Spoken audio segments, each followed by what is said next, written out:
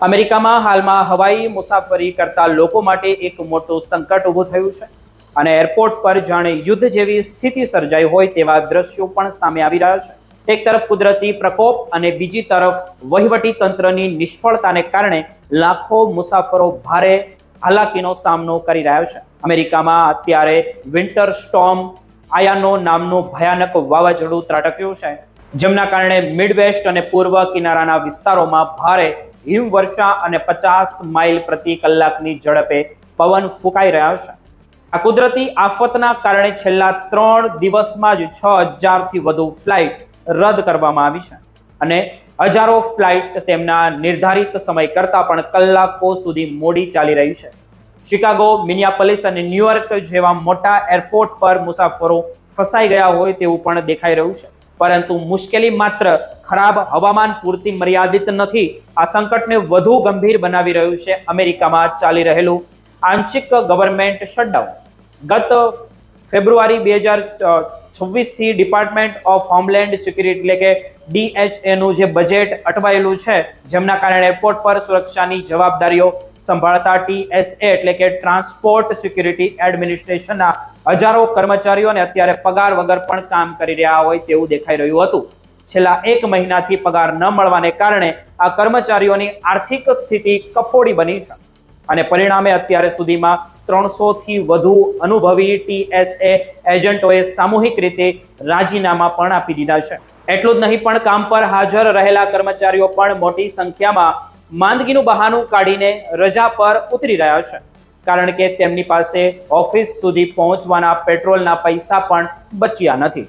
આ સ્ટાફની અછતના કારણે એરપોર્ટ પર સિક્યુરિટી ચેકપોઇન્ટ્સ પર ભયાનક ભીડ જોવા પણ મળી રહી છે. એટલાન્ટા અને ફિલાડેલ્ફિયાના જેવા વ્યસ્ત એરપોર્ટ પર મુસાફરોને સિક્યુરિટી ચેક કરાવવા માટે પણ 3 થી 4 કલાક સુધી લાંબી લાઇનમાં ઊભું રહેવું પડી રહ્યું છે.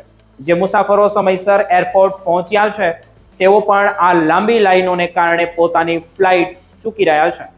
અનેક મુસાફરોએ એરપોર્ટના ફ્લોર પર સૂઈને રાત વિતાવવી પડી રહી છે, કારણ કે એરપોર્ટની આસપાસની હોટેલો પણ હાઉસફુલ થઈ ગઈ હોય પણ તેવું દેખાઈ રહ્યું છે. ખાસ કરીને આપણા ભારતીય અને ગુજરાતી સમુદાયના લોકો જેઓ અત્યારે વેકેશન કે કામ અર્થે ભારતથી અમેરિકા અથવા તો અમેરિકાથી ભારત જઈ રહ્યા હોય છે, તેમને સૌથી વધુ હાલાકી ભોગવવી પડી રહી છે. નાના બાળકો અને વૃદ્ધો સાથે મુસાફરી કરતા પરિવારો માટે એરપોર્ટ પર પાણી અને નાસ્તાની જે પણ ભારે અછત સર્જાઈ રહી છે. એરલાઇન્સ કંપનીઓના CEO દ્વારા સરકારને કડક ચેતવણી આપવામાં આવી રહી છે કે જો આગામી થોડા દિવસોમાં ગવર્મેન્ટ આંશિક શટડાઉનનો અંત નહીં લાવે અને TSA સ્ટાફની અછત દૂર નહીં થાય તો અમેરિકાની સમગ્ર હવાઈ પરિવહન વ્યવસ્થા સંપૂર્ણપણે ઠપ થઈ શકે છે.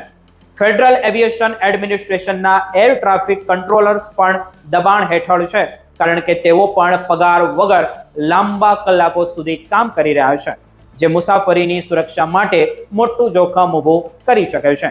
અમેરિકન મીડિયા રિપોર્ટ અનુસાર આ શટડાઉન અમેરિકાના ઇતિહાસનું સૌથી લાંબુ શટડાઉન સાબિત થઈ શકે છે, જેમની સીધી અસર પ્રવાસીઓ, ઉદ્યોગો અને અર્થતંત્ર પર પણ પડી રહી છે.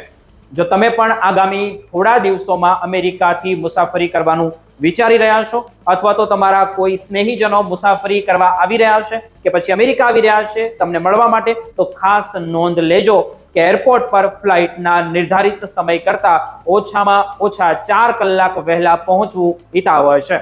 તમારી એરલાઇન્સના જે સ્ટેટસ પર સતત નજર તમારે રાખવી અને બને ત્યાં સુધી મુસાફરી ટાળવી એ જ અત્યારે શ્રેષ્ઠ વિકલ્પ ગણી શકાય. વ્હાઇટ હાઉસ અને કોંગ્રેસ વચ્ચે ચાલી રહેલી આ રાજકીય લડાઈમાં સામાન્ય જનતા અને ખાસ કરીને પ્રવાસીઓ અત્યારે પીસાઈ રહ્યા હોય તેવું પણ લાગે છે. આ મામલે કોઈ પણ નવા અપડેટ આવશે તો અમે તમને ગ્લોબલ એક્સપ્રેસ પર જણાવતા રહીશું.